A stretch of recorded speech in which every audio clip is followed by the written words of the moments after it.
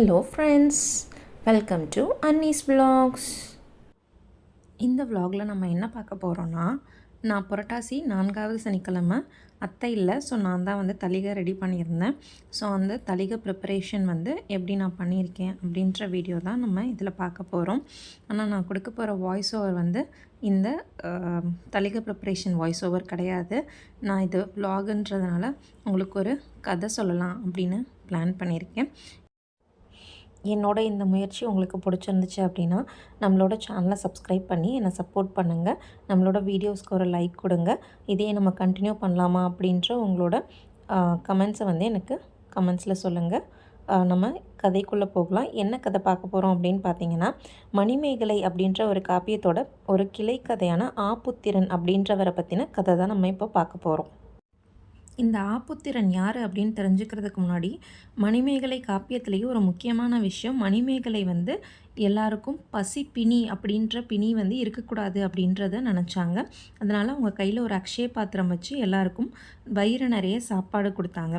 So அந்த சாப்பாடு கொடுத்த அந்த அக்ஷய பாத்திரம் மணிமேகலை கிட்ட வரதுக்கு முன்னாடி அதை வச்சுருந்தவர் யாருன்னு பார்த்தோன்னா ஆப்புத்திரன். ஆப்புத்திரனுக்கு தான் அந்த அக்ஷய பாத்திரத்தை சிந்தாதேவி அப்படின்ற கடவுள் வந்து கொடுத்துருப்பாங்க. ஸோ அந்த ஆப்புத்திரன் கையில் இருந்த அக்ஷய பாத்திரம் எப்படி மணிமேகலை கைக்கு வந்து சேர்ந்துச்சு, முதல்ல ஆப்புத்திரனுக்கு அது எப்படி கிடச்சிச்சு, யார் இந்த ஆப்புத்திரன், இதெல்லாம் நம்ம இந்த கதையில் பார்த்து தெரிஞ்சுக்க போகிறோம்.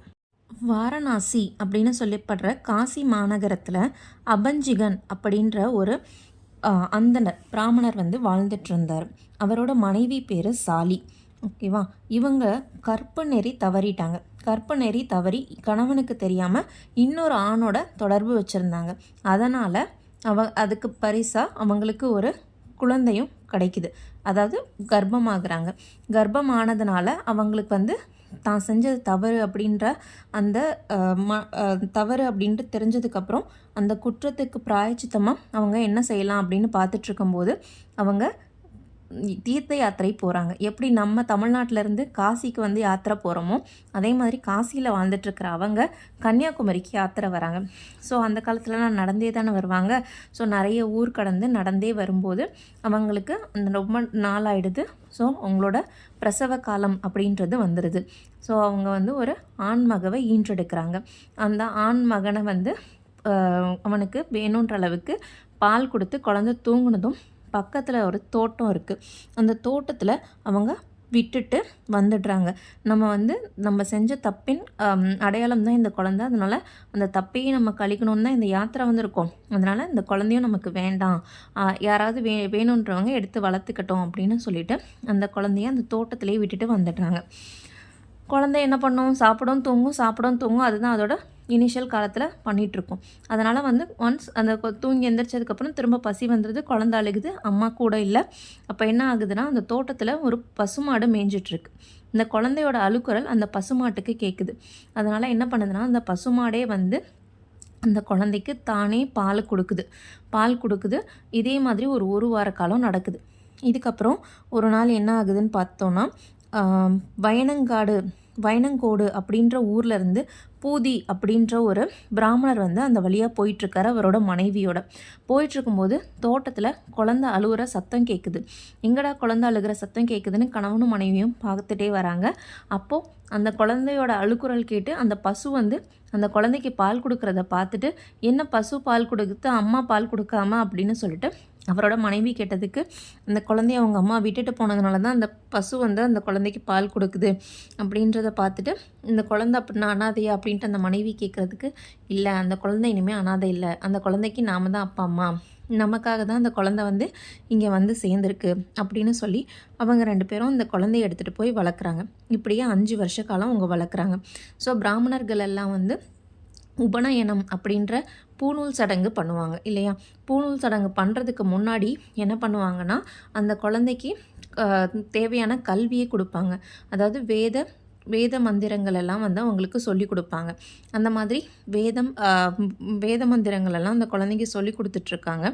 அப்போ ஒரு நாள் வந்து பக்கத்தில் ஒரு வீட்டில் வந்து பந்தல் போட்டிருக்காங்க. ஏதாவது விசேஷமாக இருக்கும் என்ன அப்படின்னு பார்க்கலான்னு போனால் அங்கே வேள்வி நடக்கிறதுக்காக யாகங்குண்டம்லாம் ஏற்பாடு பண்ணிகிட்ருக்காங்க.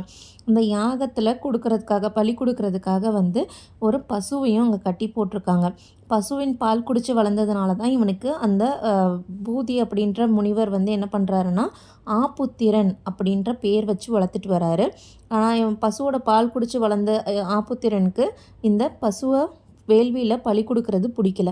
அதனால் அந்த பசுவை எப்படியாவது காப்பாற்றணும் அப்படின்னு அவன் நினைக்கிறான். அந்த பசுவோட கதறல் வந்து அவனுக்கு ரொம்ப கஷ்டமாக இருக்குது. அதனால் வந்து அவன் பசுவை காப்பாற்றுறதுக்காக என்ன பண்ணுறான்னா யாருக்கும் தெரியாமல் அங்கே அந்த வீட்டுக்குள்ளே நுழைஞ்சு அந்த பசுவை வந்து இருக்கிற இடத்துல வந்து கழட்டி எடுத்துகிட்டு போயிடுறான். கொஞ்ச நேரம் கழித்து அந்த பசுவை சவுண்டையே காணுமே அப்படின்னு தேடி வந்தவங்க பார்த்தா அங்கே பசுவை காணும், யாரோ திருடிட்டு போயிட்டாங்கன்னு சுற்றி எல்லா இடத்துலையும் தேடுறாங்க. அப்போது இந்த பசுமாட்டை இவன் பிடிச்சிட்டு போகிறத பார்த்துட்டு இவனை வந்து என்னடா திருடிட்டு போறியா அப்படின்னு கேட்டதுக்கு, இல்லை பசு வந்து கொல்றது தப்பு அப்படின்றது தான் வந்து நம்ம வேதத்திலேயே சொல்லப்பட்டிருக்கு அப்படின்னு வேதத்தை அவன் படிச்சிருக்கிறதுனால வேதத்துலேருந்து நிறைய எடுத்துக்காட்டுகள் சொல்லி பசுவை இந்த மாதிரி பலி கொடுக்கறது அப்படின்றது ஒரு பெரிய பாவ செயல் அப்படின்னு சொல்லிட்டு அவன் சொல்கிறான். ஆனால் அதை யாருமே கேட்கல. அவனை திட்டுறதுலேயே குறியாக இருக்காங்க. அவங்க அவன் அந்த பையன் பேசுகிறது எதுவுமே அவங்க காதில் ஏறவே இல்லை. அப்போது அதில் அந்த கூட்டத்தில் இருந்த ஒருத்தர் என்ன சொல்கிறாருன்னா, இவங்க அம்மா வந்து தப்பான வழியில் தான் இவனை பெத்தெடுத்து அவன் வந்து பசு மாட்டோட பாலை குடிச்சு வளர்ந்ததுனால இந்த பசுவை காப்பாற்றணும்னு நினைக்கிறான். இவனே ஒரு மோசமான பையன்தான். ஏன்னா வந்து அவங்க அம்மா தப்பான வழியில் பெற்றதுனால அவன் வந்து ஒரு மோசமான பையன் அப்படின்னு சொல்லிட்டாங்க. அதுக்கப்புறம் என்ன ஆகுதுன்னா, இதை வந்து இப்போ அவனை வளர்த்துட்ருக்கிற அந்த குடும்பமும் கேட்குது. அதனால் அவனை இதுக்கு மேலே வளர்க்க வேண்டாம் அப்படின்னு அவனை கொண்டு போய் விட்டுடுறாங்க. சின்ன பையன் அவன் என்ன பண்ணுவான்? அதனால் அவன் என்ன பண்ணுறான்னா ஊராக பிச்சை எடுத்துகிட்டு சுற்றிட்டுருக்கான். அப்படி ஒரு தடவை பிச்சை எடுத்துகிட்டு இருக்கும்போது ஒரு சத்திரத்தில் தங்கியிருக்கான்.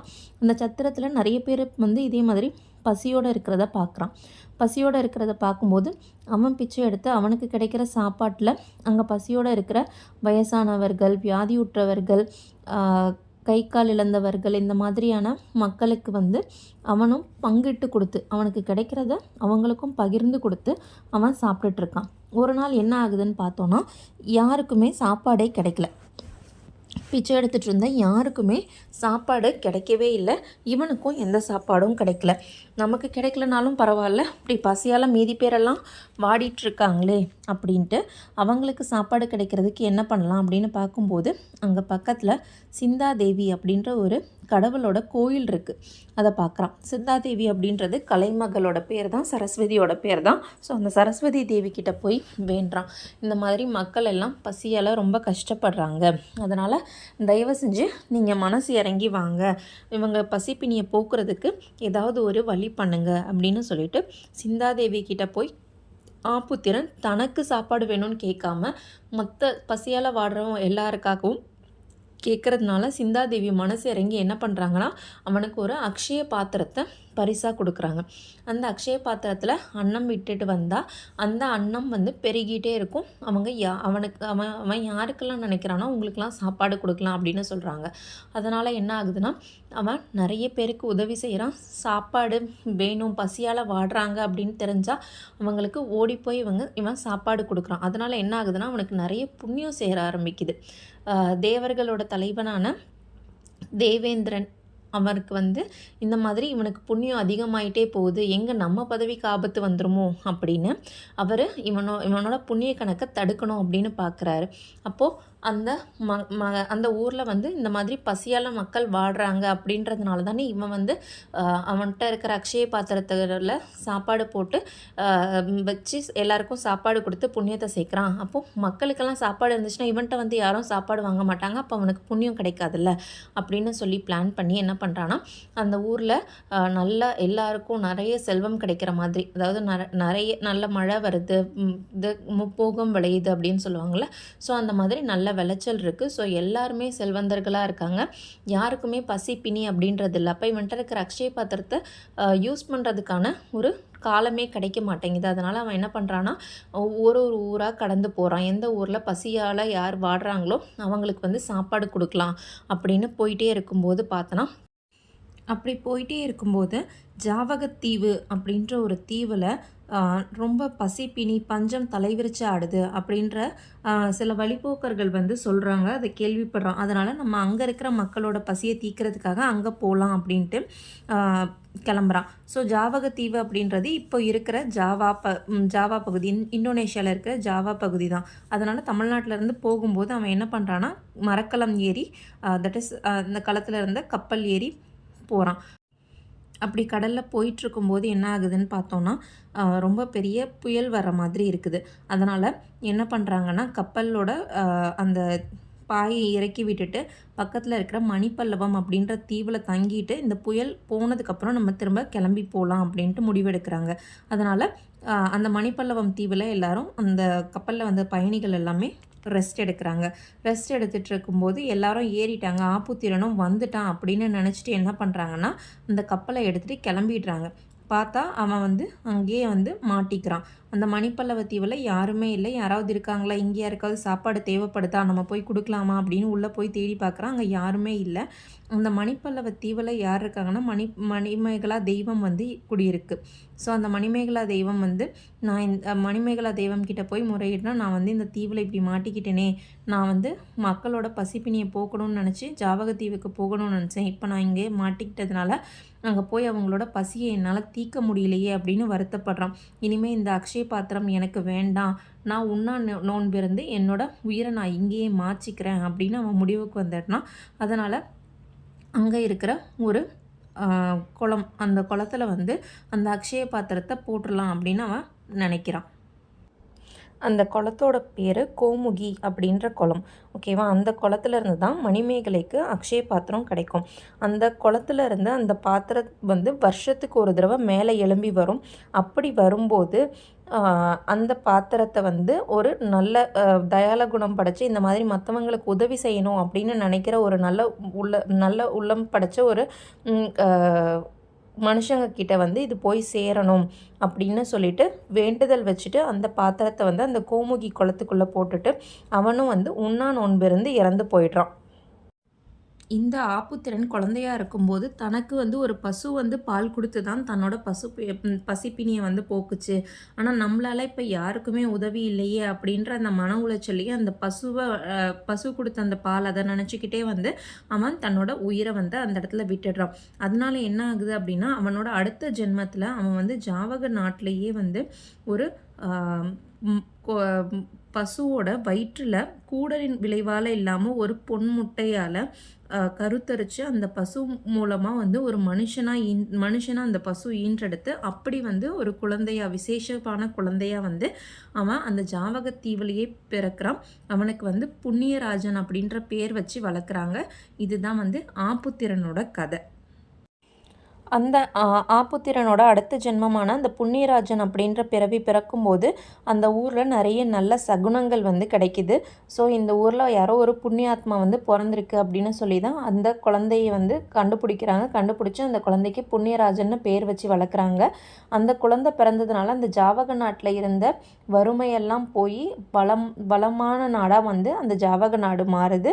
ரொம்ப வளம் கொளிக்குது அந்த நாட்டில் அப்படின்னு சொல்லிட்டு சொல்கிறாங்க. மண்ணும் மரமும் வளமும் ரொம்ப அதிகமாக இருக்குது அப்படின்னு சொல்லிட்டு மண் வளம் மரவளம் எல்லாமே அதிகமாக இருக்குது அப்படின்னு சொல்லப்படுது. அப்படிப்பட்ட ஆப்புத்திறனை வந்து அந்த நாட்டில் ராஜா வந்து தத்தெடுத்து தன் மகனாக வளர்த்துட்ருக்காரு. அந்த ஆப்புத்திறனுக்கு வந்து அதாவது அந்த புண்ணியராஜனுக்கு வந்து பெருசாக எந்த கஷ்டமே இல்லை. ஏன்னா அவன் வந்ததுக்கப்புறம் தான் வந்து ஊர் செழிப்பாக இருக்குன்னு எல்லாருமே அவனை கொண்டாடுறாங்க. அதனால் வந்து அவனுக்கு எந்த ஒரு கடமையும் இல்லாமல் அவன் ஜாலியாக இருக்கான். மணிமேகலை வந்து அதுக்கப்புறம் வந்து ஒரு டைம் அந்த மணிமேகலா தீவுக்கு வந்து போய் அந்த அக்ஷய பாத்திரம் கிடைக்கிது. அது வந்து இதுக்கு முன்னாடி யார் கையில் இருந்துச்சு அப்படின்னு அரவானடிகள் வந்து அவளுக்கு கதை சொல்கிறாரு. அந்த கதையின்படி அவள் வந்து ஆப்புத்திரனோட அதாவது இப்போ இருக்கிற புண்ணியராஜனோட முற்பிறவியான ஆப்புத்திரன் அந்த பிறவியில் அவன் எப்படி வாழ்ந்தான், எப்படி இருந்தான், அவன் கையில் அக்ஷய பாத்திரம் எப்படி கிடச்சிச்சு அப்படின்ற அந்த கதையெல்லாம் அவனுக்கு நினைவுபடுத்தணும் அப்படின்ற அந்த விஷயத்தை வந்து மணிமேகலை கிட்ட சொல்கிறாரு. அதனால் மணிமேகலை வந்து ஜாவகத்தீவுக்கு போகிறாங்க. போய் ஆப்புத்திரனை பார்த்து அவங்க வந்து இந்த மாதிரி மணிப்பல்லவா தீவில் ஒரு பீடிகை இருக்குது. அந்த புத்த பீடிகையை வந்து நீங்கள் தரிசித்து வலம் வந்தீங்க அப்படின்னா உங்களுக்கு முற்பிறவி இப்பிறவி என்ன பண்ணணும் அப்படின்ற விஷயங்களெல்லாம் அது சொல்லும். முற்பிறவியில் நீங்கள் எப்படி இருந்தீங்க, இந்த பிறவியில் உங்களோட கடமை என்ன அப்படின்ற விஷயங்களை அது சொல்லும். அதை கேட்டு நீங்கள் வந்து கரெக்டாக நடந்துக்கோங்க அப்படின்னு சொல்லிட்டு சொன்னதுனால சரி முற்பிறவியில் நம்ம எப்படி இருந்தோம் அப்படின்ற அந்த விஷயத்தை தெரிஞ்சுக்கணும் அப்படின்ற ஆர்வத்தில் அவன் வந்து அவனோட மந்திரியை கூப்பிட்டு நீங்கள் இந்த நாட்டை பார்த்துக்கோங்க, நான் வந்து மணிப்பல்லகவா தீவுக்கு போகிறேன் அப்படின்னு சொல்லிடுவான். அப்போ வந்து அந்த மந்திரி வந்து நீங்கள் வந்ததுக்கப்புறம் தான் இந்த நாட்டில் வந்து செல்வ வளம்லாம் எல்லா வளமும் செழிப்பாக இருக்குது, நீங்கள் போயிட்டீங்க அப்படின்னா வந்து மக்கள் எல்லாம் வந்து கவலைப்பட ஆரம்பிச்சிருவாங்க, அதனால் வந்து நீங்கள் அப்படியெல்லாம் எல்லாரையும் விட்டுட்டு போகக்கூடாது அப்படின்னு சொன்னதுனால அதனால் என்ன பண்ணுறான்னா அந்த புண்ணியராஜன் வந்து சரி நான் போய் என்னோட முற்பிறப்போட கதை என்ன, இந்த பிறப்பில் நான் எதுக்காக வந்திருக்கேன் அப்படின்றத தெரிஞ்சுட்டு வந்துடுறேன் அப்படின்னு சொல்லிட்டு நான் போயிட்டு வர இந்த காலத்தில் நீங்கள் வந்து இந்த நாட்டை நல்லபடியாக பார்த்துக்கோங்க அப்படின்னு சொல்லிட்டு அந்த மந்திரி கிட்ட சொல்லிவிட்டு அவன் கிளம்பி போகிறான் மணிப்பல்லவா தீவுக்கு. ஸோ மணிமேகலை வந்து ஒரு டைம் உதயகுமாரன்ட்ட இருந்து தப்பிக்கணும் அப்படின்ட்டு வந்து ஒளிஞ்சிட்ருக்கும்போது அசந்து தூங்கிடுவாங்க ஒரு தோட்டத்தில். அப்படி தூங்கிட்டு இருக்கும்போது அவங்கள வந்து மணிமேகலா தெய்வம் வந்து கவர்ந்து தூக்கிட்டு வந்து இந்த மணிமேகலா தீவில் வந்து விடுவாங்க. அப்போது அவங்க அங்கே யாருமே இல்லை அப்படின்றத பார்த்து நம்ம எப்படி இங்கே வந்தோன்னு பார்த்துட்டு அங்கே இருந்த புத்த பீடிகையை பார்த்து அவங்க வியந்து போய் அந்த புத்த பீடிகையை சுற்றி வந்து அவங்களோட முன்ஜென்ம வரலாற்றை வந்து தெரிஞ்சுக்குவாங்க. அப்படி அவங்க முன்ஜென்ம வரலாற்றை தெரிஞ்சுக்கிட்டதுக்கப்புறம் வந்து அங்கே வந்து தீவத்திலகை அப்படின்ற ஒரு பெண் வந்து வருவாங்க. அவங்க யாருன்னு பார்த்தீங்கன்னா அந்த மணிமேகலா தீவை வந்து பாதுகாக்கிறவங்க தான் அந்த தீவத்திலகை. அந்த தீவத்திலகை என்ன சொல்லுவாங்கன்னா இங்கே ஒரு குளம் இருக்குது, அந்த கோமுகின்ற குளம் இருக்குது, அந்த குளத்தில் வந்து வைசிக பௌர்ணமி அன்னைக்கு புத்தர் பிறந்த வைசிக பௌர்ணமி அன்னைக்கு ஒரு அக்ஷய பாத்திரம் வந்து வெளியே வரும். அந்த அக்ஷய பாத்திரம்க்கு உரியவள் நீ தான். போன ஜென்மத்தில் அது ஆப்புத்திரன் கிட்ட இருந்துச்சு. அந்த பாத்திரம் எப்படி ஆப்புத்திரன் கிட்ட வந்துச்சு, அதுக்கப்புறம் இதை இப்போ நீ என்ன பண்ணணும், என்னென்ன எப்படி வந்து அதில் வந்து அதை அக்ஷய பாத்திரமாக மாற்றணும் அப்படின்ற விஷயத்தை எல்லாத்தையுமே காவேரி பூம்பட்டினத்தில் இருக்கிற அரவானடிகள்கிட்ட போய் கேட்டு தெரிஞ்சுக்கோ, அவர் என்ன சொல்கிறாரோ அதை படி கேட்டு நடந்துக்கோ அப்படின்னு சொல்லிட்டு அந்த தீவத்திலகை சொல்லி அவளை அனுப்புகிறாங்க. மணிமேகலையும் அந்த அக்ஷய பாத்திரத்தை எடுத்துகிட்டு அரவானடிகள்கிட்ட வந்து போகிறாங்க. அரவானடிகள் என்ன சொல்கிறாருன்னா ஆப்புத்திரனோட முன்ஜென்ம கதையை சொல்லி அவன் இந்த மாதிரி ஜாவக நாட்டில் இப்போ புண்ணியராஜனா இந்த ஜென்மத்தில் பிறந்திருக்கான், அவனை போய் நீ பார்த்து அவனுக்கு வந்து அவனை வந்து மணிமேகலை போன அந்த மணிமேகலா தீவுக்கு கூட்டிகிட்டு போய் அந்த புத்த பீடிகையை காமிச்சு அவனோட முன் ஜென்மத்தை அவனுக்கு ஞாபகப்படுத்து, அவனுக்கு இந்த ஜென்மத்தில் என்ன பண்ணணும் அப்படின்ற விஷயங்களையும் நீ சொல்லிக் கொடு. அது மட்டும் இல்லாமல் உன்கிட்ட இருக்கிற இந்த அக்ஷய பாத்திரமாக மாறணும் அப்படின்னா நீ முதல்ல ஒரு கற்பு நெறி தவறாத ஒரு பெண்கிட்ட இருந்து நீ வந்து அதில் பிக்ஷை வாங்கு அப்படின்னு சொல்கிறாங்க. அதுக்கப்புறம் தான் அந்த அக்ஷய பாத்திரம் அல்ல குறையாத அக்ஷய பாத்திரமாக மாறும் அப்படின்னு சொல்கிறாரு. அப்படி தான் வந்து அவங்க போய் ஆதிரை அப்படின்ற ஒரு பெண் ஒரு கற்பு மகளிர்கிட்ட வந்து பிக்ஷையை எடுத்து அதுக்கப்புறம் வந்து அது அக்ஷய பாத்திரத்து மூலமாக நிறைய பசிப்பினியை வந்து போக்குறாங்க. இந்த மணிமேகலை வந்து இங்கே பசிப்பினியை போக்கி முடித்ததுக்கப்புறம் அவங்க கிளம்பி ஜாவக நாட்டுக்கு போகிறாங்க. ஜாவக நாட்டில் புண்ணியராஜனை போய் பார்த்து இந்த மாதிரி நீ என் கூட மணிப்பல்லவா தீவுக்கு வா, உன்னோட முன்ஜென்மத்தை பற்றி நீ தெரிஞ்சுக்கோ அப்படின்னு சொல்லிட்டு அவங்க கூட்டிகிட்டு போகிறாங்க. அங்கே போனால் தீவத்திலகை வந்து அங்கே வந்து அவனை பார்க்குறாங்க. அவரும் அந்த புத்த பீடிகையை வந்து சுற்றி வந்து அவரோட முன்ஜென்மமான ஆப்புத்திரன் அப்படின்ற அந்த ஜென்மத்தில் என்ன நடந்துச்சு அப்படின்றத தெரிஞ்சுக்கிறாரு. அதுக்கப்புறமா வந்து அந்த புத்த பீடிகையில் வந்து தெரிஞ்சுக்கிட்டதுக்கப்புறம் தீவத்திலகை வந்து இப்போ நீ வந்து புண்ணியராஜனாக வந்து பெரிய புண்ணியம் செஞ்சவனாக நீ வந்து ஜாவக நாட்டில் வாழ்ந்துட்டுருக்க, ஆனால் முன் ஜென்மத்தில் நீ இறந்ததுக்கப்புறம் என்ன நடந்துச்சு தெரியுமா, உன்னை விட்டுட்டு போயிட்டோன்னு 9 செட்டிகளும் இங்கே வந்து நீ இறந்ததை பார்த்து வருத்தப்பட்டு அவனோட மரணத்துக்கு அவங்க தான் காரணம்னு நினச்சி அவங்களும் உன்ன மாதிரியே வந்து உண்ணா நோன்பு இருந்து அவங்களோட உயிரை விட்டுட்டாங்க. அவங்கள காப்பாற்றி கூட்டிகிட்டு போகணும் அப்படின்னு வந்து அவங்களோட உறவினர்கள் நண்பர்களும் வந்து இவங்க எல்லாம் இப்போ இறந்து கிடக்குறாங்களேன்னு வருத்தப்பட்டு வேதனைப்பட்டு அவங்களும் இறந்து போயிட்டாங்க. அத்தனை பேரோட எலும்பு கூடுகளையும் நீ பாரு அப்படின்னு சொல்லிட்டு அவரை கூட்டிகிட்டு போய் அதெல்லாத்தையும் காட்டுறாங்க. அந்த புன்னை மரத்துக்கு அடியில் தான் உன்னோட எலும்பு கூடு போன ஜென்மத்தில் நீ ஆப்புத்திரனா இருந்தப்போ இறந்து போனோம் அந்த எலும்பு கூடும் அங்கே தான் கிடக்குது. அதையும் வந்து நீ போய் பாரு. நீ வந்து புண்ணியராஜன்னு பெருமையாக இப்போ சுற்றி வந்துட்டுருக்க. ஆனால் நீ எவ்வளோ பெரிய பாவம் பண்ணியிருக்க, இவ்வளோ பேர் மரணத்துக்கு நீ இந்த காரணமாக இருக்கல்ல அப்படின்னு சொல்லிட்டு அந்த தீவத்திலகை சொல்லிடுறாங்க. அதெல்லாம் கேட்டு அவன் வந்து வருத்தப்பட்டு மயங்கி விழுந்துடுறான். அதுக்கப்புறம் மணிமேகலை வந்து அவனை எழுப்பி போய் நீ வருத்தப்படாத, இப்போ போய் நீ உன்னோட நாட்டில் நல்லபடியாக ஆட்சி நடத்து, செங்கோல் செலுத்து. அதுக்கப்புறம் உனக்கு வந்து இந்த வாழ்க்கை போதும்னு நினச்சதுக்கப்புறம் நீ துறவரம் போயிடு. நீ துறவரம் போனதுக்கப்புறம் அதுக்கப்புறம் உன்னோட வாழ்க்கையை வந்து நீ துறவரியாக இருந்துட்டு உன் வாழ்க்கை முடிகிற காலத்தில் இதே மாதிரி உண்ணான் உண்பிருந்து உன்னுடைய வாழ்க்கையை முடிச்சுக்கோ அப்படின்னு சொல்லிட்டு சொல்லி அனுப்புகிறாங்க. அதே மாதிரி அவனும் வந்து அவனோட நாட்டுக்கு போய் செங்கோல் செலுத்தி நல்லபடியாக ஆட்சி செய்கிறான். அவனோட ஆட்சி காலம் போதும் அப்படின்னு அவன் நினைக்கும் போது அவன் துறவரம் பூண்டு துறவியாக போயிடுறான். துறவியாக போனதுக்கப்புறம் அவன் என்னோட வாழ்க்கை போதும், இது மேலே நான் வாழ வேண்டான்னு முடிவு பண்ணும்போது அவன் இதே மாதிரி உண்ணான் ஒன்பிருந்து அவனோட வாழ்க்கையை முடிச்சுக்கிறான். ஸோ இந்த ஜென்மத்திலையும் புண்ணியராஜன் அப்படின்ற இந்த ஜென்மத்திலையும் அவன் சிறப்பாக வாழ்ந்திருக்கான். இதுதான் வந்து ஆப்புத்திரனோட மொத்த கதை. ஆப்புத்திரன் அப்படின்ற அந்த ஜென்மத்தோட கதை ப்ளஸ் புண்ணியராஜன் வாழ்ந்த அந்த கதையும் இதில் வந்து கண்டினியூ பண்ணியிருக்கேன். ஸோ இந்த முயற்சி உங்களுக்கு பிடிச்சிருக்கா அப்படின்றத நீங்கள் கண்டிப்பாக எனக்கு கமெண்ட்டில் சொல்லுங்கள். என்னோடய வாய்ஸ் ஓவரில் கதை கேட்குறது உங்களுக்கு பிடிச்சிருக்கா அப்படின்ற விஷயத்தையும் நீங்கள் சொல்லுங்கள்.